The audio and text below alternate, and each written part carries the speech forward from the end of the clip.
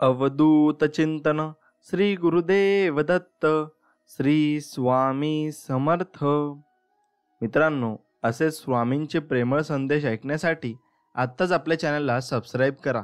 हे समर्था, तुझ्या नामात खूप शक्ती आहे।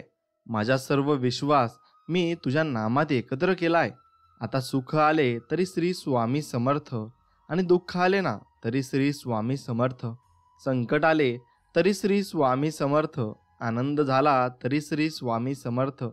हे स्वामी समर्था गुरुराया, बस मला या भावनेवर स्थिर कर। तू माझा गुरु आहेस, आई आहेस, पिता आहेस, माता आहेस। मला मार्गदर्शन कर, प्रेरणा दे। हे स्वामीराया, मला तुझ्या चरणाशी जागा दे। मित्रांनो, स्वामींकडे ही प्रार्थना करून तुम्ही तुमची इच्छा प्रकट करायची आहे। आणि मित्रांनो, व्हिडिओला एक लाईक करा आणि कमेंट सेक्शनमध्ये तुमची इच्छा सांगा आणि तुमच्या मनोकामना लिहा। मी स्वामींचरणी एवढीच प्रार्थना करील की तुमच्या सर्वांच्या इच्छा व मनोकामना या पूर्ण हो, व तुम्हाला सर्वांना स्वामी सुखात, आनंदात आणि निरोगी ठेव। ही स्वामींचरणी प्रार्थना। केवळ तुमच्या पायांशी बसून राहणं हे देखील तुमचं पूजन आहे स्वामी। तुमच्यापासून दूर असताना तुमचं चिंतन करणं हे देखील तुमचं पूजन आहे स्वामी। हातात जपाची माळ नाही की मुखात पूजा विधीचे अखलित मंत्र नाहीत, किंवा षोडोपचार पूजनाचा थाटमाटही नाही। सुगंधित फूल नाही, रसाळ फळ नाही, आणि घमघमणारं अत्तर नाही, की गोमातेच्या तुपाच्या प्रशांत निरंजनाची आरती नाही। परंतु प्रत्येक क्षण तुमचाच विचार करणं हे देखील तुमचं पूजन आहे स्वामी। आणि तुमचं पूजन मी असंच करत असतो, माझ्या मुखात सतत श्री स्वामी समर्थ नाव घेत असतो। मित्रांनो, एक लक्षात ठेवा, स्वामी सेवेत श्री स्वामी समर्थ आपली भरपूर परीक्षा घेत असतात। ते आपला संयम बघत असतात आणि आपल्याला भरपूर अडचणी व संकटही निर्माण करून देत असतात। बऱ्याच वेळा तुमच्या संकटांमुळे आपली सेवा ही खंडित होते आणि बरेच सेवेकरी कंटाळून स्वामींची सेवा सोडतात, पण ते चुकीचे आहे। आपण का विसरून जातो बरं? ते संकट कितीही मोठं असलं ना तरी त्या संकटाहूनही मोठे आपले स्वामी समर्थ आहेत। म्हणून कधीही न डगमगता स्वामी सेवेत चालत राहावे, कारण स्वामी समर्थांनी एकदा आपल्याला जर हात दिला ना तर ते सोडत नाहीत कधीच। नेहमीच ते आपल्या पाठीशी उभे नक्कीच राहतात आणि येणाऱ्या संकटांची तीव्रता कमी करतात, व नंतर आपल्या ओंजळीत इतकं सुख देतात की त्या सुखाची आपण कधी कल्पनाही केलेली नसते। म्हणून स्वामींच्यावर विश्वास ठेवा, तुमची सर्व कामे नक्कीच मार्गी लागतील। हे स्वामी समर्थ महाराज सर्वांना चांगली बुद्धी दे, आरोग्य दे, सर्वांना सुखात, आनंदात, ऐश्वर्यात ठेव, सर्वांचं भलं कर, कल्याण कर, रक्षण कर, आणि तुझे गोड नाम मुखात अखंड राहू दे। एवढेच स्वामींचरणी प्रार्थना, कारण स्वामी सर्व गोष्टी करण्यासाठी समर्थ आहेत। विश्वास ठेवा, आपण जेव्हा कुणासाठी तरी चांगलं करत असतो तेव्हा आपल्यासाठी सुद्धा कुठेतरी काहीतरी चांगलं घडत असतं बरं। इतकंच की ते आपल्याला दिसत नाही, म्हणून तुम्ही त्याच्यावर विश्वास ठेवत नाही, पण तुमच्यासाठी देवाने कुठेतरी चांगली लीला ही लावून ठेवलेली असते। जगातला सर्वात पहिला कॉर्डलेस फोन हा देवाने तयार केला। त्याला त्याने नाव दिले प्रार्थना, आणि तो कधीही त्याचा सिग्नल गमावत नाही, एवढं मात्र खरं आहे। आणि तुम्हाला त्याला कधीही रिचार्ज करावे लागत नाही। त्याला कुठेही वापरा आणि कसेही वापरा, फक्त तुम्हाला मनापासून तो वापरायचा आहे। म्हणजेच तुम्हाला मनापासून प्रार्थना करायची आहे, एवढंच काम तुम्हाला करायचं आहे। कधी कधी सगळं संपलं, आता काही होऊ शकत नाही असे वाटते, असा आपण समज करून घेतो। आपण आपल्यालाच घाबरतो, व परंतु थोडंसं शांत राहिलं आणि स्वामींचे वचन भिवू नकोस, मी तुझ्या पाठीशी आहे आठवले आणि खंबीरपणे परिस्थितीचा सामना केला तर नक्कीच आधार मिळतो आणि पुढचा मार्ग दिसून येतो। म्हणून स्वामींना शरण जावे आणि स्वामींच्या नामस्मरणात दंग राहावे। तू मला तुझ्या देवाऱ्यात आणून तर ठेवलेस, पण तू तुझ्याच विश्वात मग्न आहेत, असे स्वामी म्हणत आहेत। औपचारिकरित्या म्हणून दिवा मात्र लावतोस, पण मनापासून माझा झाला नाहीस। मला नेहमीच वाटते तू स्वतःहून यावे, माझ्यासमोर बसावे, माझ्याशी बोलावं, म्हणून रोज मी तुझ्या आतुरतेने वाट बघत असतो। एक लक्षात घे बाळा, ज्यावेळी मी एखाद्याचा हात पकडतो ना तर तो हात मी आयुष्यभर सोडत नसतो, मी नेहमीच त्यांच्या सोबत असतो। एवढेच खरं आहे। मार्गाने चालताना जो नाम घेतो ना त्याच्याकडून पावलोपावली यज्ञ घडत असतो असे समजावे। जो माणूस धंदा करताना नाम घेतो ना त्याला सतत समाधानाचे सौख्य लाभते बरं। जेवताना प्रत्येक घासाबरोबर जो नाम घेत असतो त्याला भोजन करूनही उपवासाचे फळ मिळते. भोग भोगताना किंवा त्याग करताना जो नाम घेतो त्याला उनिमांचे बंधन लागत नाही. एवढे खरं आहे. मग स्वामींनी आपल्याला एक मंत्र दिलाय, भिवू नकोस, मी तुझ्या पाठीशी आहे. मग त्यातलं भी म्हणजे भीती कशाची उरात धरतो, ऊ म्हणजे ऊन सावली नियम जगाचा आहे एवढं लक्षात ठेव. आणि त्यानंतर न म्हणजे नको अंतरू तू परमात्म्याला. आणि को म्हणजे कोणी नाही त्याविना तुम्हाला. स म्हणजे सतत राहा तू नामस्मरणात. मी म्हणजे मीपणा नाही स्वामी चरणी. तू म्हणजे तुझे न काही माझे न काही. ज्या म्हणजे जहागीरदारी कुणा दाखवतो. पा म्हणजे पामर जीव हे सारे असती. ठी म्हणजे ठीक समजूनी राहते जगी. शीघ्र म्हणजे शीघ्र घाव घे स्वामींपाशी. आ म्हणजे आदरे वंदन करी स्वामींशी. आणि हे म्हणजे हेची विनवितो मी सर्वांशी. आणि तेच वचन आपण पूर्ण म्हटलं तर ते असं येतं की भिवू नकोस, मी तुझ्या पाठीशी आहे, असं वचन त्यातून तयार होत असतं. माणूस म्हणून तू परिपक्व झाला आहेस असा मी केव्हा म्हणेन जेव्हा तू अत्यंत विचाराने तुझ्या मुखातून शब्द काढशील, असे स्वामी म्हणत आहेत. आणि समोरच्याचं मन दुखणार नाही ना याची काळजी तर घेशीलच, परंतु तुझे शब्द फुकट जात नाही ना याची पण जास्त काळजी घेशील. ज्याला तुझ्या शब्दांची किंमतच नाही अशांच्या समोर उगाचच वायफळ बोलणं सोड. आता शांत राहा, स्वतःची ऊर्जा वाढव आणि ती नामस्मरणामध्ये दे. यशस्वी नक्कीच होशील.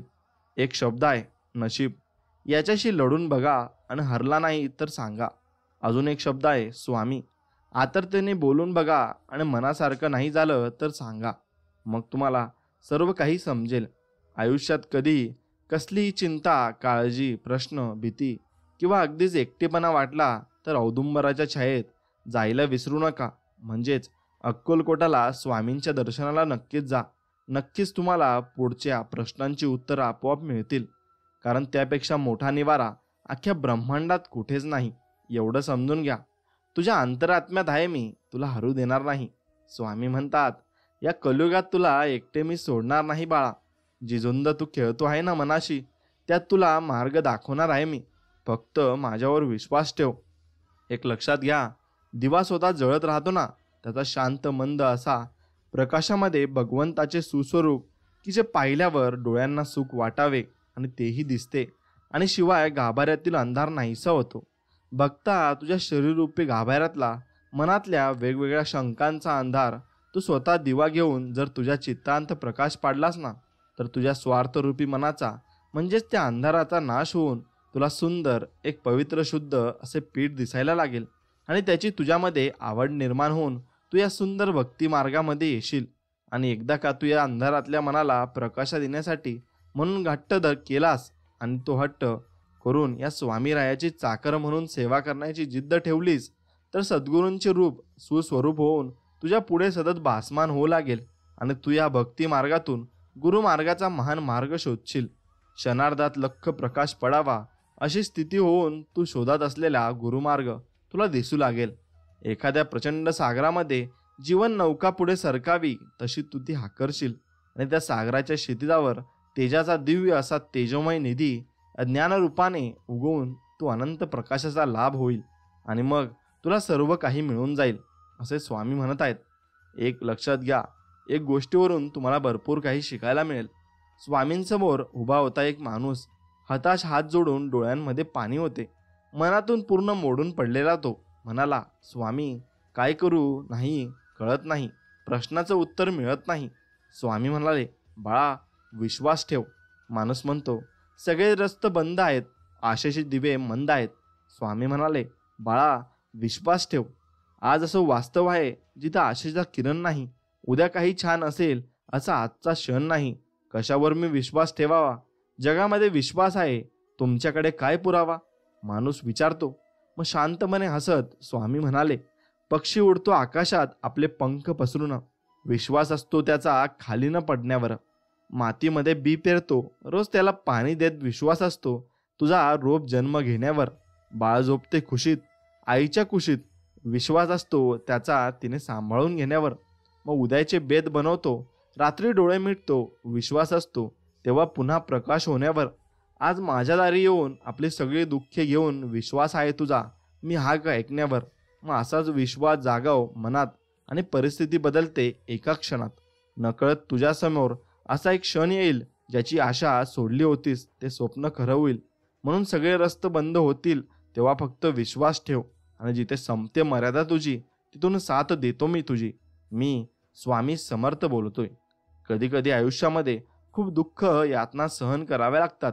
मग मित्रांनो, असं वाटतं की खरंच देव आहे का, इथपर्यंत आपल्याला देवावर शंका यायला लागते. पण खरं तर हीच वेळ आपल्या परीक्षेची असते. विश्वास ठेवा, इथूनच स्वामी लीला सुरू होते. इथूनच सर्व खेळ हा सुरू होतो. फक्त विश्वास तुटू देऊ नका. आई बाळाला हवेत भिरकवते ना, काही क्षण ते हवेतही असतं, पण ते हसत असतं, कारण त्याचा विश्वास असतो ना, कोणी आहे जे आपल्याला पडू देणार नाही. तोच विश्वास तुमचा स्वामींवर हवा. कधी कधी वाटतं हे कसं होईल, हे शक्य आहे का, पण लक्षात ठेवा की तुम्ही तुमच्या बुद्धीच्या कुवतीवर शक्य आणि अशक्य ठरवता. पण स्वामींना या जगात अशक्य असे काहीच नाही. स्वामी तेच देतात जे तुमच्यासाठी योग्य आहे. फक्त तुमचा त्यांच्यावर विश्वास असायला हवा, आणि तो विश्वास असला मग तुम्ही सर्व काही प्राप्त करण्यासाठी खूप मोकळे होत असता. एक लक्षात घ्या की आपलं मन काही कारणांनी जेव्हा अस्वस्थ असतं त्यावेळी शांत राहावं, कुणाशी काहीही बोलू नये. अशा वेळी डोळे आतून मनातल्या मनात स्वामींचे नामस्मरण करावं. एक लक्षात घ्या, आपले श्री स्वामी गुरु आपल्यासोबत सतत असतात. त्यांना आपल्या अस्वस्थतेचं कारण माहिती असतं. काही वेळा आपल्याला काही गोष्टी त्यांना शिकवायच्या असतात. नामस्मरण सुरू केल्यानंतर काही वेळात आपल्या अवस्थेची धग विरून जातात. मनाला प्रसन्न वाटतं. अनेक प्रश्नांची उत्तरे आपल्या अगदी सहजगत्या मिळतात. खूप काही शिकावयास मिळतं. म्हणून त्यावेळी मन अस्वस्थ असेल त्यावेळी कुणावरही न राग काढता नामस्मरण करणं हा एक चांगला उपाय मार्ग आहे. आणि मग त्या उपाय मार्गातून आपण भरपूर काही प्राप्त करू शकतो. स्वामी महाराजांनी तुम्हा आम्हा सर्वांचं, सर्व मानव जातीसाठी जो माझी अनन्य भक्तीने भावनेने सेवा करेन ना, त्याचा संपूर्ण जीवनाचा योग्य क्षेम मी चालवेन. आणि भिवू नकोस, मी तुझ्या पाठीशी आहे. हम गया नहीं अभी जिंदा है, ही स्वामी वाणी केलेली आहे. आणि स्वामींनी अभयवचन दिलेले आहे. जेव्हा जेव्हा आपले मन खचून जाईल, आपले चंचल मन नकारात्मक बडबड करेल, तेव्हा तेव्हा त्याला आजच्या स्वामी लीलेची आठवण करून द्यायची आहे. आणि न हारता न खचता माझे यश निश्चित आहे हा अतूट अभेद्य विश्वास ठेवून आपले प्रामाणिक कर्म करत राहायचे आहे. जसे तुम्ही कर्म कराल तसेच तुम्हाला फळ मिळेल. म्हणून तुमच्या कर्मावर तुम्ही पूर्णपणे अवलंबून राहा, कारण कर्म जसे असतात तसेच माणसाला फळ मिळत असते. जैसे ज्याचे कर्म तैसे फळ देतो हे ईश्वर, असं तुम्ही ऐकलंच असेल. ज्या वेळेला आपण अंतर्बाह्य शुद्ध होतो ना, तेव्हाच त्या प्रचंड शक्तीचा आपल्या ठिकाणी अथांग साठा होतो. गुरुदत्त हे नाव मुखात घेऊन त्या ठिकाणी चित्त गुंगून जाते. आपले जे जे काय आहे तसेच पाहायला गेले तर ते आपले नाही, पण त्याचे स्थान त्या चित्तामध्ये आपोआपच येऊ लागते. ही स्थिती वाढवायची असेल तर काही संयोजन आणि विशिष्ट प्रकारचा स्वार्थ सोडून सद्गुरूंच्या कृपाछत्रात या दत्त नामाची ज्योत तेवत असते. परंतु त्याकडे ते आपले नाही असे न पाहता त्याचे ज्ञान प्राप्त करावे. मात्र त्यासाठी थोडा धीर द्यावा. त्यात ते स्मरण चित्तात जखडून टाकले पाहिजे. आणि अनुभूतीपर्यंत आलेली कष्टमय सेवा या दृढतेची कास धरून हळूहळू एके ठिकाणी नेम धरून मूळ भक्तीचे मर्म व आपल्या स्वतःचा स्वधर्म जाणून घेऊन या जन्माचे मर्म ओळखण्याची तयारी हवी. ही तयारी म्हणजेच कोणतेही श्रम न करता अनुभूतीमधल्या स्थिर आसन आणि स्थिर मन याची प्रक्रिया लक्षात घेऊन पुढे वाढवावे. अनुभूतीच्या मार्गाने आणि दृढ निश्चयाने आसन स्थिर करून मनाची बैठक घालून ज्या वेळेला शरीराला स्थिरता प्राप्त करून दिली जाते तेव्हा त्यातून एक महान ज्ञान सविस्तर सांगितले जाते. आणि यासाठी दृढतेची कास धरून त्याच्यावर प्रचंड गाढ विश्वास ठेवून हा आनंदाचा साठा दत्त या नामाने तुम्हाला त्यांच्यापर्यंत नेऊन पोहोचवेल. आणि मग तुम्हाला आरामाची गरज नक्कीच भासणार नाही. मग तुमच्या पाठीमागे स्वतः श्री स्वामी समर्थ असतील. मग तुम्हाला कशाची चिंता नसणार आहे. जीवनात श्री स्वामी समर्थांची सेवा व निश्चित ध्येय असलेला जो स्वामी भक्त असतो ना, अतिशय खडतड रस्त्यावर प्रगती करतो. पण ध्येयशून्य माणूस रस्ता कितीही सोपा असला ना तरी कुठेही पोहोचणार नाही. आपले ध्येय आजच ठरवा. जो श्री स्वामी समर्थ महाराजांच्या चरणी मनापासून शरण जाईल ना, महाराज त्याचा योग्यक्षेम निश्चित चालवतात व सदैव त्यांच्या पाठीशी असतात, एवढे खरे आहे. स्वामी महाराज, माझ्या पायात इतके बळ द्या की धावत धावत मी तुमच्या दरबारी येऊ शकेन. मला अशी सद्बुद्धी द्या की रोज सकाळ संध्याकाळ मी गुडघे टेकून विनम्र भावे मुजरा करू शकेल. आणि मी 50 वर्ष जगो की 100 वर्ष जगो, ही तुमची इच्छा आहे. माझी तर एकच इच्छा आहे की ओठांवर तुमचे नाव असावे व दानासाठी माझे हात कधीही थकू नये. स्वामी महाराज, प्रेमळ दृष्टी द्या, सहकार्य करणारे हात द्या, सन्मार्गावर चालणारे पाय द्या, जास्तीत जास्त लोकांपर्यंत तुमचे कार्य पोहोचवण्याची ताकद द्या आणि सदैव तुमचे स्मरण करणारे मन द्या. महाराज, आपल्या लेकराला कृपादृष्टी आणि सद्बुद्धी नक्कीच द्या. श्री स्वामी समर्थ म्हणतात, चांगल्या लोकांना देव नेहमी त्रास देतो पण त्यांची साथ कधीच सोडत नाही, आणि वाईट लोकांना देव खूप काही देतो पण त्यांना साथ कधीच देत नाही. ध्यानात ठेवा, निराशावादी विचार ठेवल्याने कधीच यश मिळणार नाही.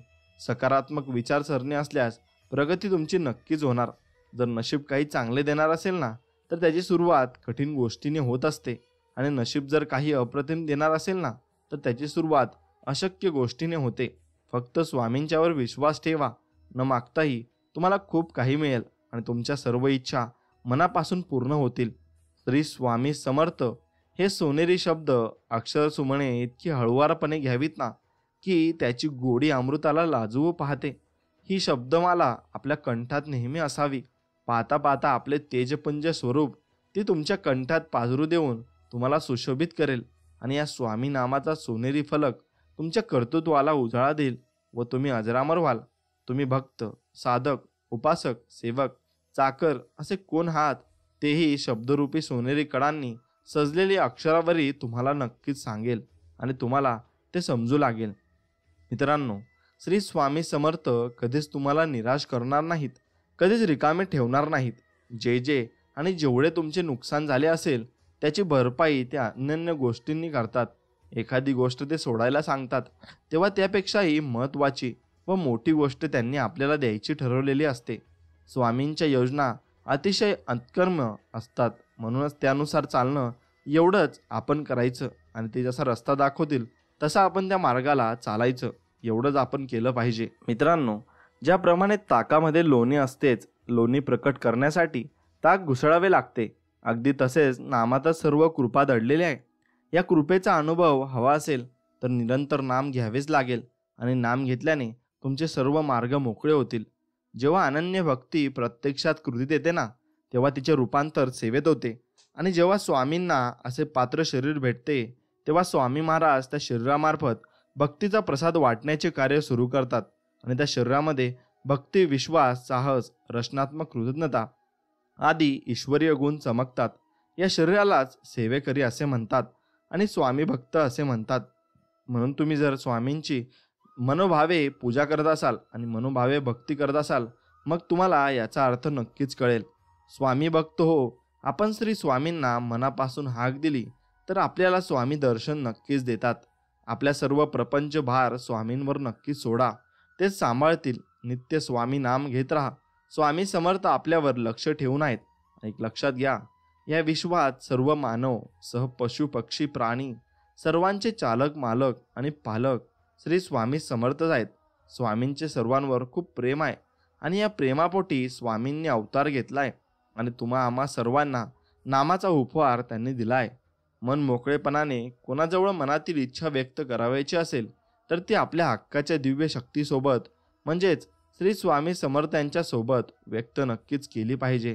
स्वामी म्हणतात, मोर नाचताना सुद्धा रडतो आणि राजहंस मरताना सुद्धा गातो. मग दुःखाच्या रात्री झोप कुणालाच लागत नाही आणि सुखाच्या आनंदात कुणीही झोपत नाही. यालाच तर जीवन असं नाव म्हणतात. आणि मग हे जीवन जगत असताना तुम्ही कशा पद्धतीने जे कर्म करता त्या पद्धतीने तुम्हाला फळ मिळत जाते. माणसाने विचार करण्यात वेळ वाया घालवण्यापेक्षा प्रयत्न करतात घालवावा, कारण विचाराने माणूस खचतो आणि प्रयत्नाने माणूस प्रगतीपथावर पोहोचत असतो. सुखाची अपेक्षा असेल तर दुःखही भोगावे लागेल, पण प्रश्न विचारायचे असतील तर उत्तर हे द्यावेच लागेल. भावनांचा आणि वेदनांचा हिशोब कधीच लावता येत नाही जगात. जीवनात यश हवे असेल तर संकटांना सामोरे तुम्हाला नक्कीच जावे लागेल, तरच तुम्हाला सर्व मार्ग मोकळे होतील. आपल्या आयुष्यात येणारी माणसंही झाडांच्या अवयवासारखीच असतात. काही फांदीसारखी असतात बरं, जास्त जोर दिला की तुटणारी. काही पानासारखी असतात, अर्ध्यावर साथ सोडणारी. काही काट्यासारखी, सोबत असून टोचत राहणारी. आणि काही मुळांसारखी, न दिसताही सुरुवातीपासून शेवटपर्यंत ती आपल्याला साथ देणारी असतात. म्हणून त्यांच्यावर तुम्ही ते थोपवू नका आणि त्यांना ओळखायला शिका. जर तुम्ही माणसं ओळखायला शिकले तर मग तुम्ही सर्वात जास्त प्रगती कराल. सद्गुरूंना जे आवडते ना ते करणे आणि नावडते ते सोडणे म्हणजे स्वामी सेवा होय. महाराजांना काय आवडते? नामस्मरण, कोणत्याही परिस्थितीत समाधान, नेहमी गोड वाणी, आपल्या चांगल्या वागण्याने लोक जोडण्याची कला. महाराजांना काय आवडत नाही? ढोंग, आळस, अभिमान आणि परनिंदा एवढे सांभाळायचे. मग तुम्ही स्वामी भक्त झाला असे समजावे. मित्रांनो, स्वामींचा संदेश असा आहे की वस्तुस्थितीचा स्वीकार करून तिला सुरेख आकार देण्याचा प्रयत्न करणे ही यशस्वी जीवनाची गुरुकिल्ली आहे. म्हणून स्वामींचा हा संदेश नेहमी लक्षात ठेवा. समतोल मनासारखे कोणतेही व्रत नाही, समाधानासारखे कोणतेही सुख नाही, लोभासारखा कोणताही आजार येत नाही आणि दयेसारखे कोणतेही पुण्य या जगात नाही. म्हणून लक्षात ठेवा, तुम्हाला कोणावर दया करायची असेल तर नक्कीच मनापासून करा. मग तुम्हाला देव भरपूर काही देईल. पहाटे उठावे आणि भगवंताची मूर्ती डोळ्यासमोर आणून प्रार्थना नक्कीच करावी. आणि तुझे विस्मरण जिथे होते तिथे मला जागृत करीत जावे. आणि नाही मला आता तुझ्याशिवाय आसरा असे म्हणून त्याला मनपूर्वक नमस्कार करावा. मनुष्य कसाही असला तरी भगवंताच्या स्मरणात त्याला समाधान हे खात्रीने मिळेल. एवढं मात्र फिक्स आहे, आपण आपलं काम नेहमी वाहत्या पाण्यासारखं करत राहिले पाहिजे. त्यात प्रामाणिकपणा असेल तर त्या वाहत्या पाण्यामुळे जो काही वाईटाचा कचरा असेल तो आपोआपच किनाऱ्याला लागेल आणि चांगल्या गोष्टी आपण आत्मसात करू शकू. एकाने देवाला विचारले की कोणत्या प्रकारची माणसं तुमच्याजवळ असतात बरं? देवाने उत्तर दिलं, ती माणसं जी बदला घेण्याची क्षमता असून सुद्धा दुसऱ्यांना माफ करत असतात आणि माफी देत असतात ना, ती चांगली भली माणसं माझ्याकडे असतात. हे घर स्वामींची समर्थांचे आहे आणि श्री स्वामी समर्थ हे घर चालवतात असं तुमच्या मनात असलं पाहिजे. आणि समर्थ महाराज या घरांचे यजमान आहेत. आम्ही सर्वजण स्वामींच्या परिवारातील आहोत. आम्ही सुखदुःखे ही आम्ही स्वामींच्या इच्छा समजतो आणि स्वामींच्या इच्छेतच आमचे कल्याण आहे. आणि स्वामी कृपा आहे हे आमचे जीवित ध्येय आहे. आणि स्वामी समर्थ नामस्मरण आमच्या ध्येयप्राप्तीचे साधन आहे. स्वामी समर्थांचं नाम घेणं म्हणजे त्यांची कृपा लाभणं. हे स्वामींची कृपा लाभणं म्हणजे जीवन कृतार्थ होणं आणि सगळी संकट दूर होणं याचा हाच अर्थ असतो. जेव्हा ईश्वराने मनुष्याची निर्मिती केली ना तेव्हा त्याने मनुष्याला 3 पाने दिली आहेत. पहिल्या पानावर त्याने जन्म लिहिला आहे, तिसऱ्या पानावर त्याने मृत्यू लिहिला आहे आणि मग दुसरे पान कोरेच ठेवले. त्यावर काय लिहायचे हे मनुष्यावर सोडले आणि मनुष्य जसे कर्म करतो तसे ते पान भरत जाते आणि या दुसऱ्या पानालाच जीवन असे म्हणतात. मग त्यात तुमचं सर्व काही येतं, जसे की तुमची सुखदुःखे आणि सगळ्या गोष्टी तुमच्या यात येत असतात. आपण किती सहजपणे बोलून जातो ना की आम्ही स्वामीरायांची चाकरी करतो आणि आम्ही स्वामी भक्त आहोत. खरं तर स्वामी भक्त आणि स्वामींची सेवा करणं हे साधी सोपी गोष्ट नाही. ही पदवी नाही किंवा काहीच नाही. तो एक मिळालेला जन्म आहे, पुनर्जन्म म्हणा हवे तर, ज्यात आपल्या पुनर्पुण्यामुळे स्वामींनी त्यांचे नाव घेण्याची, भक्ती करण्याची परवानगी आपल्याला बहाल केली आहे आणि ही संधी परत येणे नाही. तेव्हा या संधीचे सोने करण्यापेक्षा परीस करण्याचा आपल्या सर्वांकडून नम्रपणे प्रयत्न नक्कीच व्हायला पाहिजे आणि हा प्रयत्नच आपल्याला भरपूर काही देऊन जाईल. म्हणून मित्रांनो, जीवनात एवढं टेन्शन तुम्ही घ्यायचंच नाही. सगळं ठीक होईल. तुमच्या लाईफमध्ये जे प्रॉब्लेम्स आहेत ते फक्त काही वेळेसाठी असतात. थोडा वेळ लागतो पण त्याचं उत्तर मिळेल तुम्हाला. आणि ज्यांनी तुम्हाला फसवलं त्यांना पण शिक्षा भेटते. तुम्ही काही करू नका, कारण तुम्ही आणि ते वेगळे आहात. मग टेन्शन घेणं सोडा रे. आयुष्य असं पटकन डोळ्यासमोरून निघून जात असतं आणि कळत सुद्धा नसतं. जे काही ज्यात आनंदी राहा आणि पैसे कमवा, खूप कमवा, पण जे काही आहे ते स्वतःच्या जीवावर कमवा आणि फक्त कोणाला फसवून नको. आणि ते तिकट पण नाही आणि तसा पैसा तुमच्याजवळ उरणार पण नाही. मागचं वर्ष संपलं आहे आणि जे काही आपले असेल ते मागेच ठेवून चला आणि आपण आपला वर्तमानात जगायला शिका. एवढंच तुम्ही केलं पाहिजे. स्वामी राया, मला तुझ्या सत्य स्वरूपाची ओढ आहे. तुझे सत्य स्वरूप जाणून घेण्याची माझी तीव्र इच्छा आहे. परंतु हे गुरुराया, मी अज्ञानी आहे, प्रापंचिक आहे, मायेच्या प्रभावात फसलेलो आहे. म्हणून हे परमपित्या, मला तुझी अनन्य भक्ती दे, अतूट अभेद्य श्रद्धा दे आणि माझे प्रत्येक कर्म तुझी सेवा होऊ दे आणि तुझी कृपा ग्रहण करण्याचा पात्रतेने मला बनव. आणि हे स्वामी समर्था, हे तूच करू शकतोस, कारण चराचरात तुझीच सत्ता आहे आणि जिथे बघावं तिथे तूच राज करत आहेस. जीवनात यशस्वी व्हायचे असेल तर पहिल्यांदा संकटाशी मैत्री आणि भीतीला सामोरे नक्कीच जायला शिका. जीवनाचे एक तत्व आहे, जो तुम्हाला भीती दाखवतो त्याच्यासमोर उभे राहा, मग नक्कीच तुम्हाला त्याची भीती वाटणार नाही. जीवनात तुमचा कोणीही किती तिरस्कार केला ना, तरी तुमच्या चांगुलपणा कधी सोडू नका. कारण चुलीतून निघणारा धूर एखाद्या भिंतीला काळे करू शकतो, पण आकाश काळे करण्याचे सामर्थ्य त्यात नसते, त्या धुरात कधीही नसतं. म्हणून एक लक्षात घ्या मित्रांनो, जगण्यातील वेदना कमी करायच्या असतील ना, तर 3 गोष्टी शिकल्या पाहिजे. काहीही आपलं नाही आहे, काहीही आपलं नव्हतं आणि काहीही आपलं राहणार नाही. एवढंच मनात ठेवून तुम्ही पुढचा प्रवास करायचा आहे. स्वामींच्या मनात काय असते ना, आपल्याला ज्ञात नसते. आपण आपल्याला जे हवे ते आपण स्वामींकडून मागत राहतो आणि आपले कल्याण कशात आहे हे स्वामींना आपल्यापेक्षा जास्त चांगले समजते. म्हणून स्वामीवर पूर्ण विश्वास ठेवावा, ते आपल्याला कधीच सोडून देत नाही. आणि हे लक्षात घ्यावे, प्रार्थनेमध्ये प्रचंड सामर्थ्य असते. प्रार्थना आपल्यावर आलेला प्रसंग बदलू शकत नाही, मात्र आपली त्या प्रसंगाकडे बघण्याची वृत्ती बदलते आणि तिला अधिक सकारात्मक ती करत असते. म्हणून तुम्ही नेहमीच प्रार्थना ही निर्मळ मनाने करायची आहे. सर्व दरवाजे बंद झाले ना, तरी स्वामींच्या हृदयाचा दरवाजा कायम तुमच्यासाठी उघडा असतो. अपेक्षा स्वामींकडून नक्कीच ठेवा, इतर लोकांकडून अजिबात ठेवू नका.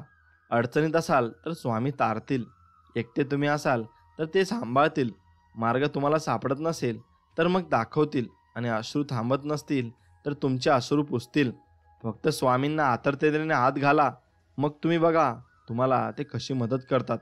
मन मोकळेपणाने कोणाजवळ मनातील इच्छा व्यक्त करावायची असेल ना, तर ते आपल्या हक्काच्या दिव्य शक्तीसोबत म्हणजे श्री स्वामी समर्थांच्या सोबत व्यक्त करावी. ते तुमच्या मनातील नक्कीच जाणून घेतील. जेव्हा आपण श्री स्वामी समर्थांच्या सानिध्यात येतो तेव्हा श्री स्वामी महाराज काय करतात, तर आधी तुमचे जे संकटे आहेत ना, ते तुमच्या मार्गात आणतात आणि तुमचे भोग संपवतात आणि मग जवळ करतात. सोनं जसं भट्टीमध्ये टाकलं की त्याचं पाणी आणि त्याची गाळणी केली की गाळ निघून जातो ना, आणि शुद्ध असं सोनं तेवढं राहतं. आणि मग त्यापासून जसा हवा तसा दागिना नक्कीच बनवता येतो. तसंच जीवाला कर्माच्या भट्टीमध्ये टाकून सद्गुरू भोगरूपी गाळ बाजूला नक्कीच काढतात आणि मग जो सात्विक असा राहतो त्याला श्री स्वामी महाराज भक्त म्हणून नक्कीच स्वीकारतात. मनुष्य आयुष्यात किती कसल्याही अडचणी, संकट, दुःख आले तरी कधीच त्यांना सोडव असं म्हणू नका. फक्त हात जोडा आणि हे भोग समर्थपणे भोगण्याची ताकद द्या इतकं सांगा. ते भक्त वत्सल आहेत. आपले स्वामी समर्थ खूप दयाळू आहेत. सोडव म्हणताल ना, तर ते कर्म पुढे ढकलतीलही, पण पुन्हा केव्हा तरी ते भोगावेच लागतात, एवढं नक्की. भोगे कर्करोगाच्या गाठीप्रमाणे आहेत. डॉक्टर जोवर ती गाठ पूर्णपणे काढत नाही तोवर तो आजार पुन्हा पुन्हा त्रास देतच राहतो. मग एकदा का ती गाठ मुळासकट निघाली ना, की पुन्हा उद्भवण्याचा संबंध नाही. मग जीवनाच्या कुठल्याही परिस्थितीत माझी भक्ती, श्रद्धा आणि अविचल राहून समर्पित भावनेने तुमची सेवा माझ्याकडून तुम्ही करून घ्या. एवढेच मागणे त्या स्वामी समर्थांकडे मागायचे आहे आणि स्वामींच्या चरणी हे मागायचे आहे. मग बघा, स्वामी तुम्हाला नक्कीच मार्ग दाखवतील आणि तुमच्या कार्यात तुम्हाला मदत करतील. आपलं मन काही कारणांनी जेव्हा अस्वस्थ असतं त्यावेळी शांत नक्कीच राहावं, कुणाशी काहीही बोलू नये. अशा वेळी डोळे आतून मनातल्या मनात स्वामींचे नामस्मरण करावं. आणि एक लक्षात घ्या, आपले श्री स्वामी गुरु आपल्यासोबत सतत असतात आणि त्यांना आपल्या अस्वस्थतेचं कारण माहिती असतं. काही वेळा आपल्याला काही गोष्टी त्या शिकवायच्या असतात. मग नामस्मरण सुरू केल्यानंतर काही वेळात आपल्या अस्वस्थतेचे ढग विरून जातात आणि मनाला प्रसन्न वाटतं. अनेक प्रश्नांची उत्तरे आपल्याला अगदी सहजगत्या मिळतात. मग खूप काही शिकावयास मिळतं. म्हणून ज्यावेळी मन अस्वस्थ असेल त्यावेळी कुणावरही राग न काढता नामस्मरण करणं हा एकच चांगला उपाय मार्ग आहे आणि त्यानेच आपण सर्व काही प्राप्त करू शकतो. स्वामींकडे स्वामींचं बोधवचन आहे, ते म्हणजे ही सृष्टी स्वामींची आहे. स्वामींना ही सृष्टी अजून सुंदर करायची आहे आणि या पृथ्वीवरील मानवाचे जीवन सोपे, सुटसुटीत आणि करायचे आहे. आणि स्वामी भक्त हो आणि या स्वामी हुकुमाचे पालन करण्यासाठी संसाराच्या महापूर्वात उडी घेतली आहे. आणि या पृथ्वीवर आलो आहोत आणि आपल्या स्वामींचे कार्य करण्यासाठी पृथ्वीवर आलो आहोत आणि आपल्याला फक्त आपला जीवनातील पात्र उत्कृष्ट करायचे आहे आणि अनन्य भक्ती आणि अतूट अभेद्य श्रद्धेने भावनेने वारलेले आपले कर्म आपल्याला तिथे दाखवायचे आहेत. मग बघा, स्वामी तुमचे कर्म हे वरूनच बघत असतात आणि त्यांच्याकडे तुमचा सर्व काही डेटा असतो. म्हणून तुम्ही कुठेही कसेही कर्म करा, पण स्वामींना ते नक्कीच दिसते आणि मग स्वामी तुम्हाला तसा मार्गही दाखवतात. मग तो चांगला असेल किंवा वाईट असेल ते तुमच्या कर्मांवर डिपेंड करतं. पेढा कसाही असला ना आणि कुठेही खाल्ला ना तरी तो गोडच तुम्हाला लागणार. त्याचप्रमाणे नामस्मरण हे कसेही केले ना आणि कुठेही केले ना तरी ते स्वामींपर्यंत नक्कीच पोहोचते. म्हणून बोला श्री स्वामी समर्थ, जय जय स्वामी समर्थ आणि कमेंटमध्ये लिहा श्री स्वामी समर्थ. मित्रांनो, जो व्यक्ती कायम दुःखाचे रडगाणं गात राहतो त्याच्या दारावर उभे असलेले सुख बाहेरूनच परत जाते. आणि जो व्यक्ती स्वामींवर विश्वास ठेवून स्वामींच्या इच्छेत इच्छा मिळवून राहतो ना त्यांना स्वामी कृपेने खूप प्राप्त होते आणि खूप धन त्यांच्याजवळ असते. म्हणून स्वामी नाम नक्कीच घ्यायला शिका. एवढंच करा. स्वामींकडे प्रार्थना करा, माझ्या जीवनात जे काही नकारात्मक लोक व घटना यांना माझी परीक्षा घेण्यासाठी तूच पाठवत आहेस. माझ्यातील सकारात्मकता अजून प्रबळ करण्यासाठी, माझी भक्ती अजून दृढ करण्यासाठी तूच यांना पाठवत आहेस. आणि हे आई, आज आम्हाला बाळांना ही समज दिली म्हणून तुम्हाला मनापासून धन्यवाद. आणि श्री स्वामी समर्थ, जय जय स्वामी समर्थ. आमच्या तुम्ही सेवेत राहा आणि आम्हाला सेवा प्रदान करा. आम्ही तुमची सेवा निश्चित मनाने आणि प्रेमळ मनाने तर करणारच आहोत. मग तुम्ही त्यानुसार आम्हाला फळ द्या आणि आमच्या इच्छांमध्ये तुम्ही इच्छा मिळवून राहा. मग आम्हाला सर्व काही या जगामध्ये प्राप्त होईल आणि आम्ही सर्व काही या जगामध्ये करू इच्छू. एवढंच तुमच्या चरणी प्रार्थना. मित्रांनो, स्वामींचरणी भरपूर लोक प्रार्थना करत असतात की आपण काय मागावे आणि ते काय मागितल्यानंतर काय होईल का. तसं काही नसतं. मित्रांनो, तुम्ही स्वामींचरणी कोणतीही प्रार्थना करा, बघा तुम्हाला अनुभव नक्कीच येईल आणि मग अनुभव आला की तुम्ही इथपर्यंत पळत पळत याल. एवढं लक्षात ठेवा. मित्रांनो, तुम्ही एक शक्तिशाली, बुद्धिमान आणि प्रेममय अस्तित्व असल्यामुळे तुमच्याजवळ प्रत्येक परिस्थितीची किल्ली उत्कल असते आणि प्रत्यक्ष तुमच्यातच ते नवचैतन्य देणारे आणि आमूलाग्र बदल घडवून आणणारे सामर्थ्य असते, ज्याच्याद्वारे तुम्ही स्वतःला ते बनवू शकता, म्हणजे तुम्ही बनता. मग तुम्ही भरपूर गोष्टींवर विजय मिळवू शकाल. आपण आपल्या मनात जसा विचार करतो तसेच आपण असतो. हे सुभाषित केवळ आपल्या समग्र अस्तित्वाला लागू पडते असे नव्हे, तर ते इतके सर्वत्र समाजसेवक आहे की ते आपल्या जीवनातील प्रत्येक परिस्थितीला आणि घटनेला लागू पडते. आपण अक्षरशः तेच असतो जसा आपण विचार करीत असतो, कारण आपले चरित्र हे आपल्या सगळ्या विचारांची गोळाबेरीज असते. ज्याप्रमाणे बीजातून रोपटे उगवते ना आणि बीजाशिवाय ते अस्तित्व येऊ शकत नाही, मग त्याचप्रमाणे आपल्यापैकी प्रत्येकाचे प्रत्यक्षातील वागणे आणि कृती या आपल्या मनात दडलेल्या आपल्या विचाररूपी बीजातून आकार घेत असते आणि विचारांशिवाय कृती घडू शकत नाही. आणि ज्या वागण्याला उत्स्फूर्त आणि पूर्व विचार न करता केलेले वागणे म्हणतात, त्या वागण्याला देखील हे तत्व तितकेच लागू पडते आणि जितके ते विचारपूर्वक केलेल्या कृतीला लागू पडते. विचाररूपी बीजाला आलेला बहर म्हणजे कृती आणि आनंद तसेच यातना ही त्याची फळे आहेत. अशा प्रकारे आपण पेरलेल्या बियांपासून आपल्याला कडू गोड फळे वेचावी लागतात. मग आपण काय आहोत याचा आराखडा आपल्या मनातील विचारच बनवत असतात आणि त्या आराखड्यानुसार प्रत्यक्ष रचनाही केली जाते. आणि जर आपण अज्ञानी किंवा वाईट विचारांनी जोपासना आपल्या मनात केली तर त्यांच्या मानोमाग आपल्या जीवनात लवकरच दुःख येईल. आणि जर आपले विचार निरोगी आणि हितकारी असतील तर त्याचप्रमाणे सूर्यप्रकाशात आपली सावली प्रामाणिकपणे आपल्या मागोमाग येत असते. आणि त्याचप्रमाणे या चांगल्या विचारांच्या पावलांवर पावले ठेवीत आपल्या जीवनात सुख अवतरते. मानवी स्त्री पुरुष हा कौशल्य निर्मित कृत्रिमरित्या निर्माण झालेली वस्तू नसून त्याचा विकास काही नियमांवर होत असतो. त्यामुळे या जगात दिसून येणाऱ्या सगळ्या भौतिक गोष्टींमागे जसा कार्यकारण भाव दिसतो, म्हणजे कारण आणि त्याच्या परिणामांची शृंखला दिसून येते, त्याचप्रमाणे विचारांच्या अदृष्ट प्रांतात हाच कार्यकारण भाव मानवाच्या जीवनात निखालसपणे आणि अविचलपणे कार्य करीत असतो. एखाद्याला लाभलेले उद्दांत आणि ईश्वरीय चरित्र हे काही देवाचा कृपाप्रसाद नसतो किंवा ते योगायोगाने मिळत नसते, तर सतत योग्य विचार करण्याचा तो परिणाम असतो. दीर्घकाळ ईश्वरीय विचारांशी संबंध जुळून ठेवण्याच्या परिणामी असे चरित्र लाभते आणि तसेच अधम आणि पाशवी चारित्र्य देखील याच पद्धतीने निर्माण होत असते. सतत नीच विचारात रमलेला तोच परिणाम असतो आणि आपण स्वतःच घडवत आणि बिघडवत असतो. आपणच आपल्या विचारांच्या भट्टीत आपला सर्वनाश करून आणणाऱ्या शस्त्रांना आकार देत असतो आणि आपणच आपल्यासाठी आनंद, ताकद आणि शांतीचा महल उभारण्यासाठी आपल्या विचारांनाच आपलं साधं बनवत असतो. मग योग्य विचारांची निवड करून आणि त्यांची योग्य प्रकारे अंमलबजावणी करून आपण दैवी परिपूर्णतेच्या सोपानावर वर चढत जातो आणि अनिष्ट विचार करून आणि त्यांच्यानुसार वागून आपण पशुच्याही खालच्या पातळीवर जाऊन आपली अधोगती करीत असतो. या दोन टोकांच्या दरम्यान चारित्र्यांच्या सगळ्या चांगल्या वाईट छटा सामावलेल्या असतात आणि आपण त्यांचे निर्माते असतो, रचनाकार असतो आणि नियंत्रक मालक असतो. तुम्हीच तुमच्या विचारांचे धनी असता. तुमच्या चरित्राला वळण लावणारे आता आणि तुमची परिस्थिती, परिवेश आणि नशीब या सगळ्यांचे निर्माते आणि त्यांना आकार देणारे असतात. आत्म्याशी निगडीत हे अत्यंत सुंदर सत्य आहे, जे या युगात पुन्हा प्रस्थापित करायला हवे आणि त्यावर प्रकाश पाडायला हवा. हे सत्य म्हणजेच अत्यंत आनंददायक आणि फलदायी दैवी वचन आणि आत्मविश्वास आहे.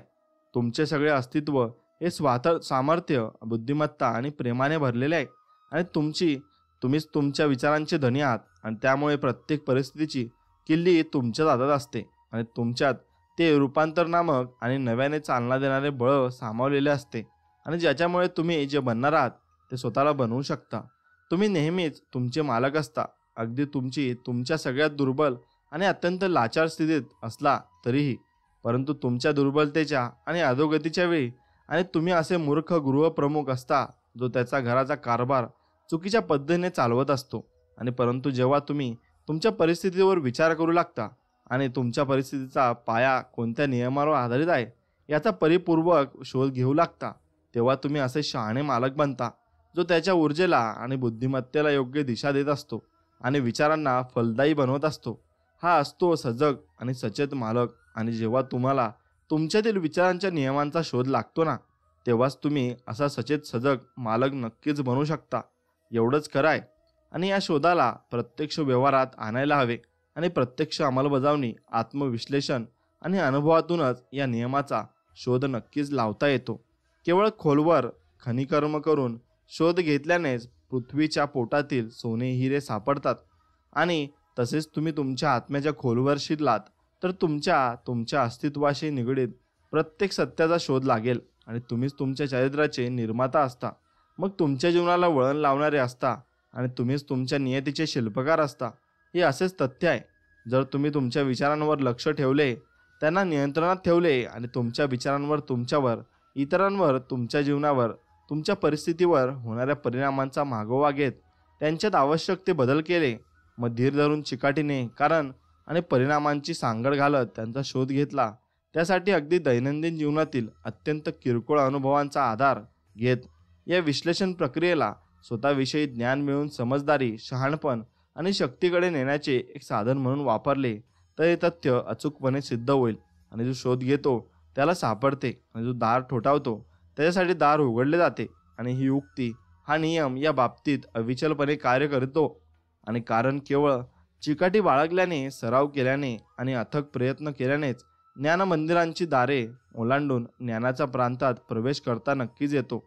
परिस्थितींवर विचारांचा प्रभाव पडत असतो. मित्रांनो, मानवी इच्छा हे अदृश्य बळ आहे, अमर आत्म्याचे बालक असते, जे वाटेतील पाषाणी अडथळ्यांच्या भीतीने भेदून त्यांच्या ध्येयापर्यंत जाण्याचा मार्ग शोधू शकते. नक्कीच मानवी इच्छा हे अदृश्य बळ आणि अमर आत्म्याचे बालक असते, जे नक्कीच तुमच्यासाठी कार्य करेल. तुमचे मन एखाद्या उद्यानासारखे असते, ज्याची काळजीपूर्वक योग्य देखभाल केली तर ते बहरू शकते किंवा त्याकडे दुर्लक्ष केले तर त्यात आवाजावी तणही माजू शकते. परंतु एक गोष्ट निश्चित की या उद्यानाकडे दुर्लक्ष करा व त्याची काळजी घ्या, त्यात काहीतरी उगवेलच.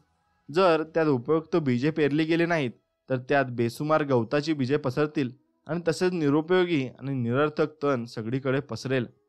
म्हणजे याप्रमाणे माळी त्याच्या बागेची योग्य काळजी घेतो आणि निरर्थक गवत, तण उपटून काढतो आणि त्याला हवी ती फळाफुळांची रोपी लावतो आणि त्याची निगा ठेवतो.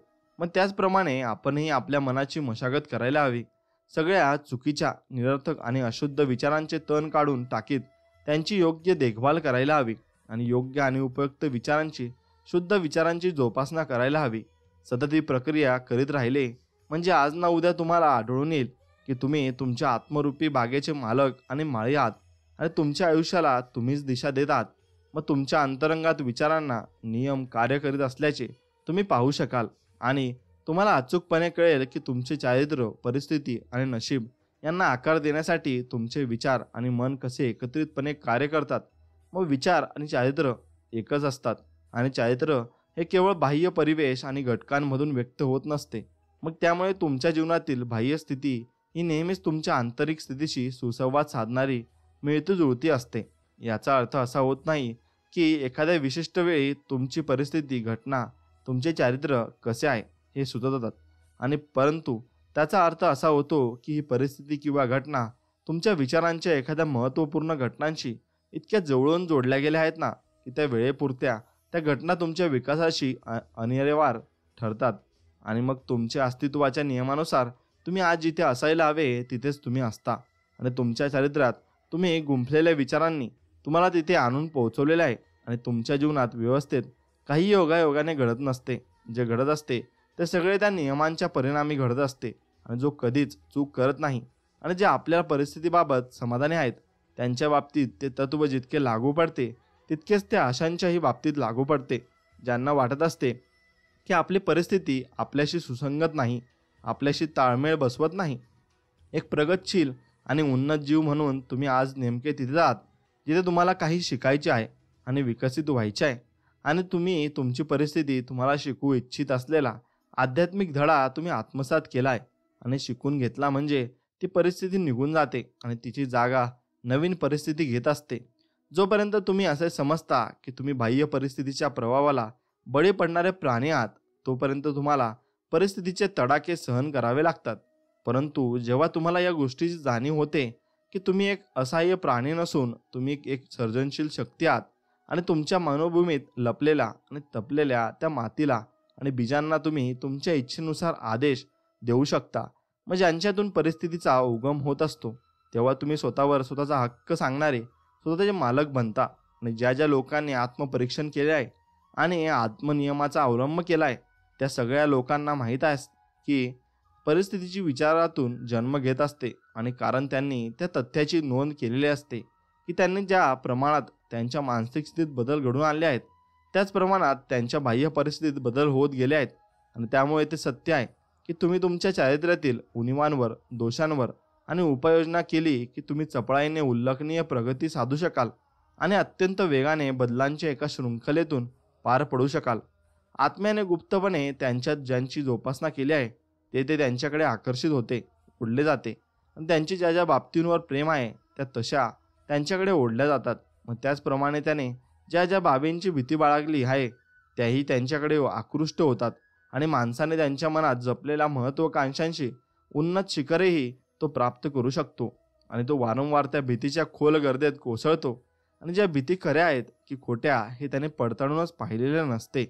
म्हणून त्यांच्या परिस्थितीच्या माध्यमातून तो तेच प्राप्त करीत असतो जे त्याने मनात खोलवर जपले आहे. आणि त्याच्या मनात काय आहे हे त्याच्यावर अवलंबून असते की तो काय जगात मिळवू शकेल.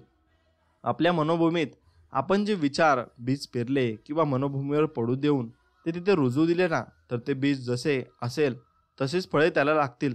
मग आज ना उद्या ते कृतीच्या रूपात बहरायला येईल. आणि त्या विचारांच्या मूळ गुणधर्मानुसार त्याला तशाच संधी आणि परिस्थिती फळे लागतील. आणि चांगल्या विचारांना चांगली फळे लागतील, तर कुविचारांना, वाईट विचारांना वाईट फळे नक्कीच लागतील.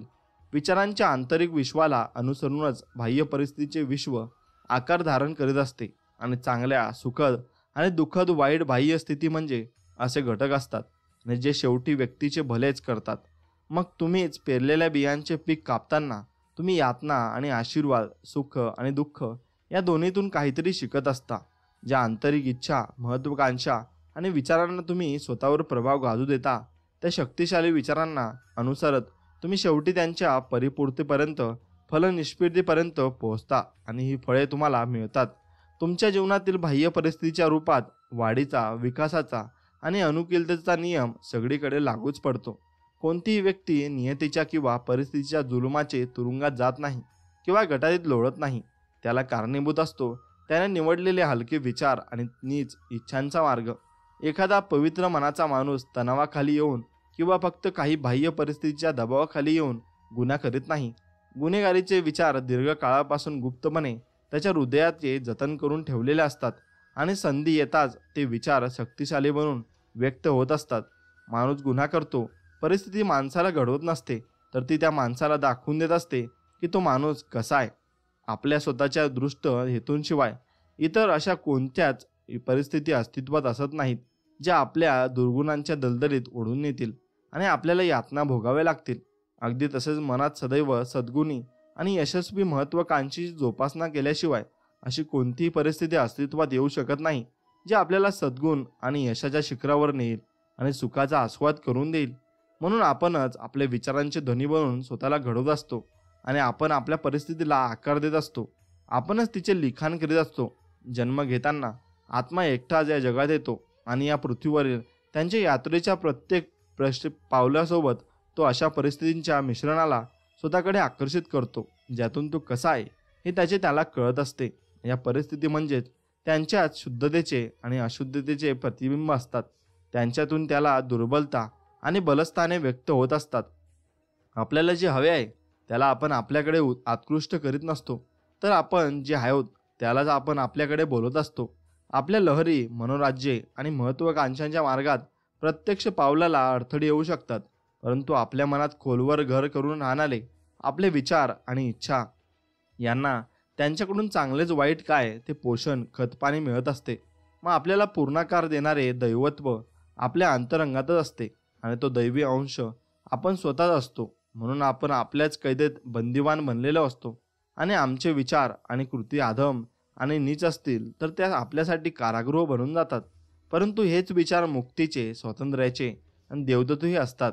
जर ते उदात्त शुभ असतील तर ते आपल्याला मुक्त करतात आणि आपल्या स्वतःच्या दृष्ट हेतूंशिवाय इतर अशा कोणत्याच परिस्थिती अस्तित्वात असत नाहीत आणि ज्या आपल्याला दुर्गुणांच्या दलदलीत ओढून देतील आणि आपल्याला यातना भोगाव्या लागतील. अगदी तसेच मनात सदैव सद्गुणी आणि यशस्वी महत्त्वाकांक्षेची जोपासना केल्याशिवाय अशी कोणतीही परिस्थिती अस्तित्वात येऊ शकत नाही जी आपल्याला सद्गुण आणि यशाच्या शिखरावर नेईल आणि सुखाचा आस्वाद करून देईल. म्हणूनच आपणच आपल्या विचारांचे धनी बनून स्वतःला घडवत असतो आणि आपणच आपल्या परिस्थितीला आकार देत असतो. आपणच तिचे लिखाण करीत असतो आणि जन्म घेताना आत्मा आपणच एकटाच या जगात येतो आणि या पृथ्वीवरील त्यांच्या यात्रेच्या प्रत्येक पावलासोबत तो अशा परिस्थितींच्या मिश्रणाला स्वतःकडे आकर्षित करतो ज्यातून तो कसा आहे हे त्याला कळत असते. मग या परिस्थिती म्हणजेच त्यांच्याच शुद्धतेचं आणि अशुद्धतेचं प्रतिबिंब असतात आणि त्यांच्यातून त्यांच्या दुर्बलता आणि बलस्थाने व्यक्त होत असतात. आपल्याला जे हवे आहे त्याला आपण आपल्याकडे आकृष्ट करीत असतो, तर आपण जे आहोत त्यालाच आपण आपल्याकडे बोलवत असतो. आपल्या लहरी, मनोराज्ये आणि महत्त्वाकांक्षांच्या मार्गात प्रत्येक पावलाला अडथळे येऊ शकतात, परंतु आपल्याला मनात खोलवर घर करून राहणारे आपले विचार आणि इच्छा यांना त्यांच्याकडूनच चांगले वाईट ते पोषण, खतपाणी मिळत असते. मग आपल्याला पूर्णाकार देणारे दैवत्व आपल्या अंतरंगातच असते. तो दैवी अंश आपण स्वतःच असतो. म्हणून आपण आपल्याच कैदेत बंदिवान बनलेलो असतो. मग आमचे विचार आणि कृती अधम आणि नीच असतील तर आपल्यासाठी कारागृह बनून जातात, परंतु हेच विचार मुक्तीचे, स्वातंत्र्याचे देवदूतही असतात. एवढे लक्षात घेतले पाहिजे. आपण जे इच्छित असतो ना, जे प्रार्थनेमध्ये मागत असतो ना, जे आपल्याला मिळत नसते, आपल्याला तेच मिळत असते जे आपण न्यायाने कमावलेले आहे, जे मिळवण्यास आपण पात्र आहोत. आणि जेव्हा आपल्या इच्छा आणि प्रार्थना या आपल्या विचारांशी सुसंगत असतील तेव्हाच त्या इच्छा पूर्ण होतात आणि प्रार्थना फळाला येतात. जर हे सत्य असेल तर आपल्या जीवनात परिस्थितीशी झगडण्यात अर्थच काय? मग असा प्रश्न मनात येऊ शकतो. याचा अर्थ असा होतो की आपण केवळ बाह्य परिणामांशी सतत लढत असतो आणि इकडे आपण केवळ बाह्य परिणामांशी सतत लढत असून सुद्धा आपल्याला काही मिळत नसते. मग इकडे आपण सदोदित त्या परिणामांचे, परिस्थितींचे कारण आपल्या मनात जपत असतो आणि त्याला आपल्या मनात घट्ट धरून ठेवत असतो. मनातील या कारणाने जाणीवपूर्वक केलेल्या व्यसनाचे रूप धारण केलेले असू शकेल किंवा ते आपल्या अचेतन मनातील एखादी दुर्बलता भरून गेलेला असेल. ते काहीही असले तरी ते त्या माणसाच्या याचनेतून सुटक्यांना आणि सगळ्या प्रयत्नांना हट्टाने व्यर्थ ठरवत असते आणि त्या कारणात सुधारणा घडून आणण्याची उपाययोजना करण्याच्या अस्वस्थतेचे आणि आवश्यकतेची जोरदार घोषणा करीत असते. मग आपल्यापैकी बहुतेक जण आपल्या परिस्थितीत सुधारणा करण्यास उत्सुक असतो, परंतु स्वतःच सुधारणा घडवून आणण्यास तयार नसतो. जर आपण प्रामाणिकपणे, कठोरपणे आत्मपरीक्षण केले तर आपले मन ज्या उद्देश प्राप्तीसाठी तळमळत आहे ते मिळवण्यात आपल्याला कधीच अपयश येत नाही. आणि हे जितके ऐहिक गोष्टीबाबत खरे आहे तितकेच ते पारलौकिक गोष्टीबाबतही खरे आहे. आणि जे आपले एकमेव उद्दिष्ट व्यक्तिगत संपत्ती जमवण्याचे असले तर ती मिळवण्यासाठी आपल्याला अनेक स्वार्थत्याग करावे लागतात आणि बलिदान द्यावे लागतात आणि त्यासाठी आपली तयारी असावी लागते. ऐहिक बाबतीतही असेच करावे लागत असेल तर एक संतुलित आणि कणखर जीवनाचे आणि जगण्याचे अंतिम लक्ष साध्य करायचे असेल तर त्या माणसाला किती त्याग करावा लागत असेल याचा विचार तुम्ही नक्कीच केला पाहिजे. आपण पुढील प्रकारे काही उदाहरणे पाहू शकतो. या जगात काही लोक अत्यंत दारिद्र्यात खितपत पडलेले आहेत. त्यांचा भोवतालचा परिसर आणि घरातील सुखसुविधा यांच्या सुधारणा व्हावी म्हणून ते कमालीचे आतुर चिंतातूर आहेत. तरी ते सदैव कामचुकारपणा करतात. काम करायचे ते टाळत असतात आणि ते असेच करीत असूनही स्वतःच्या मनाची अशी समजूत करून टाळतात की त्याचा मालक त्यांना अपुरे वेतन देत असल्यामुळे त्यांनी असा कामचुकारपणा करण्यात काहीच गैर नाही. या लोकांना खऱ्या समृद्ध प्राप्तीचा मुळाशी असलेले मूलभूत सिद्धांत कळत नसतात आणि त्यांचेही लक्ष देत नाही की असे दुर्बळ आळशी आणि फसव्या विचारांच्या दलदलीत ऋतून आणि तसेच वागून त्या त्यांच्या हलाखीच्या परिस्थितीतून बाहेर पडण्यास पात्र ठरत नाहीत.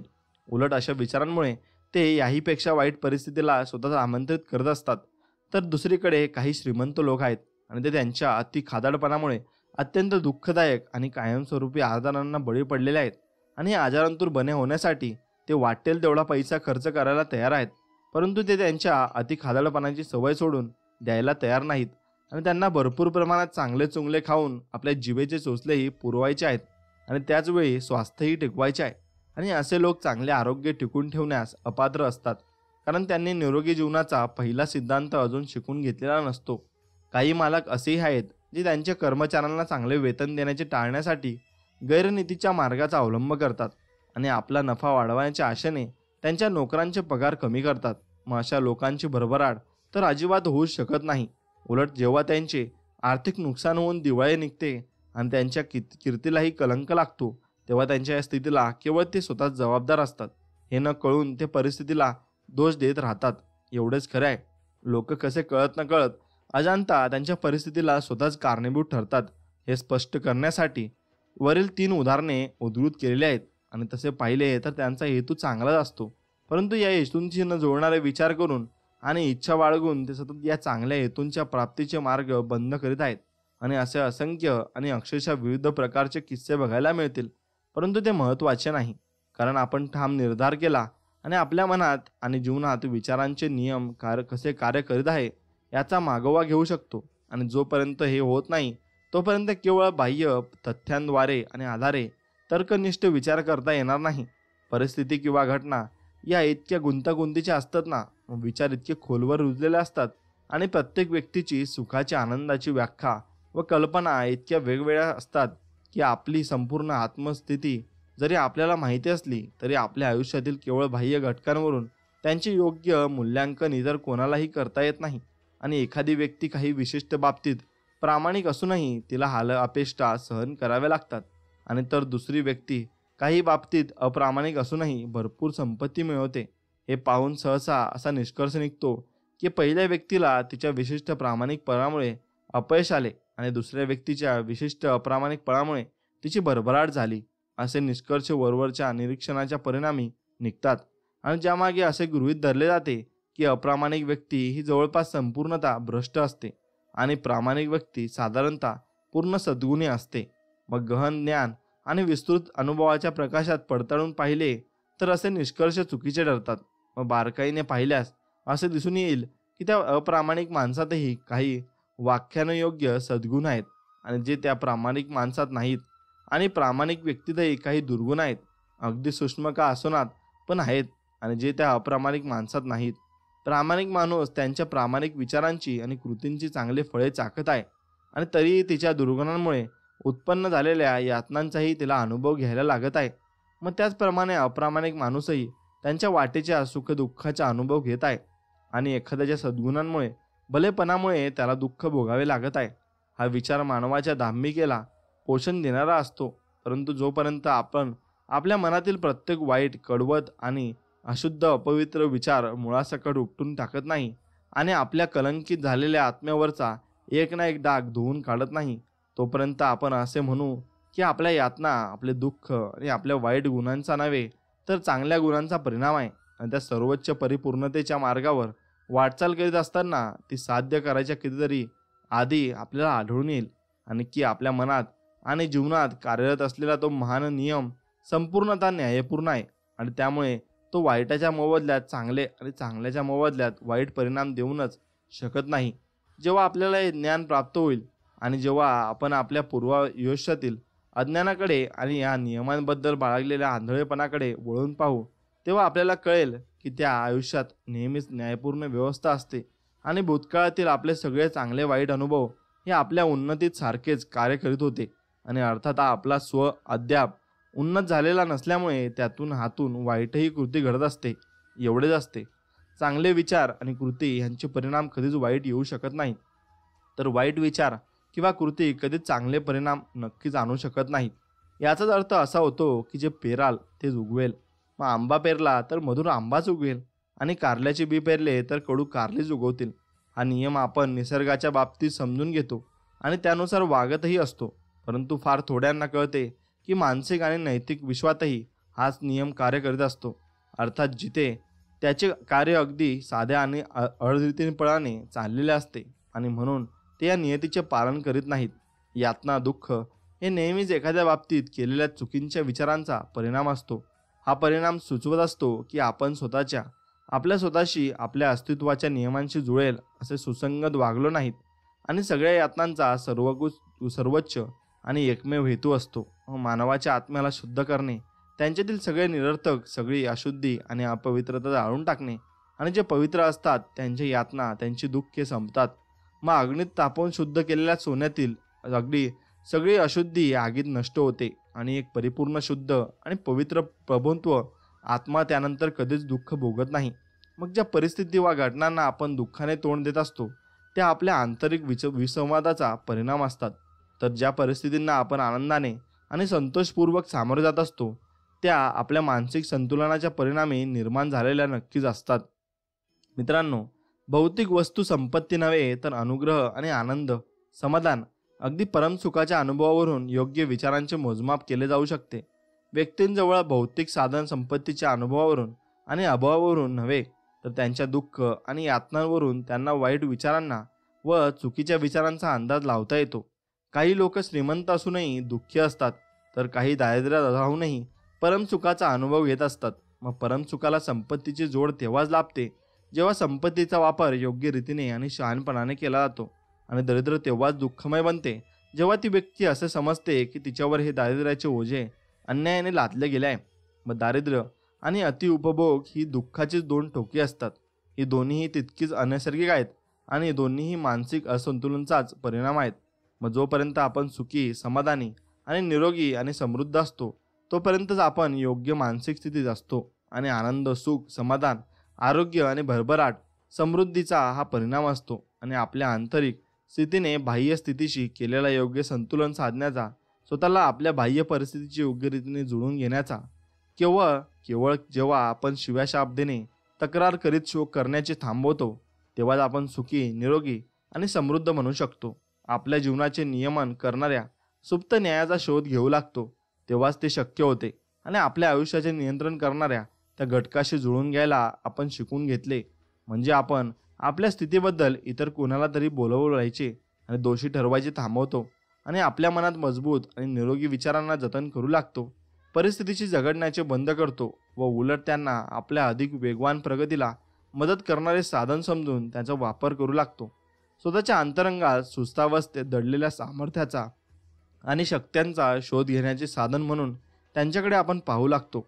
आणि मग या ब्रह्मांडात अव्यवस्था आणि गोंधळाचे नव्हे तर कायदा आणि नियमांचे वर्चस्व असते. अन्यायाचे नव्हे तर न्यायाचे राज्य चालते, आणि न्यायाचा आयुष्याचा गाभा आत्मा असतो.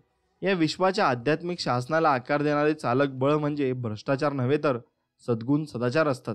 म्हणून ब्रह्मांडात जे चालते आहे ते योग्यच आहे, आणि अशी स्वतःची रास्त समजून करून घ्यायला हवी. आणि स्वतःला योग्य मार्गावर आणण्याच्या प्रक्रियेत आपल्याला दिसून येते की आपण गोष्टी आणि इतर व्यक्तींबद्दलचे आपले विचार बदलले म्हणजे त्यांचे आपल्याबद्दल असलेल्या विचारातही परिवर्तन घडून येते. आणि या सत्याचा पुरावा प्रत्येक व्यक्तीत आढळत असतो. आणि या सत्यामुळे आपल्याला पद्धतशीरपणे अंतर्मुख होऊन आत्मविश्लेषण करणे सोपे जाते. आणि आपण आपल्या विचारात आमूलाग्र परिवर्तन घडवून आणले तर त्यांच्या परिणामी आपल्या जीवनातील भौतिक परिस्थितींमध्ये किती झपाट्याने रूपांतर घडून येते. आणि हे पाहून आपण आश्चर्याने थक्क होऊन जाऊ. आपण असे समजतो की आपले विचार आपल्या मनात गुप्त राहू शकतात, पण ते तसे गोपनीय राहू शकत नाही. आपले विचार लवकरच सवयीचे रूप धारण करतात आणि सवयींना ठोस आकार मिळतो. आणि परिस्थितींच्या घटनांच्या रूपात अदम आणि नीच विचार लवकरच मद्यपानाच्या आणि रागाच्या कडवटपणाच्या सवयीत रूपांतरित होतात. आणि या सवयी दुःखाच्या आणि विनाशाच्या परिस्थितीचे रूप धारण करतात.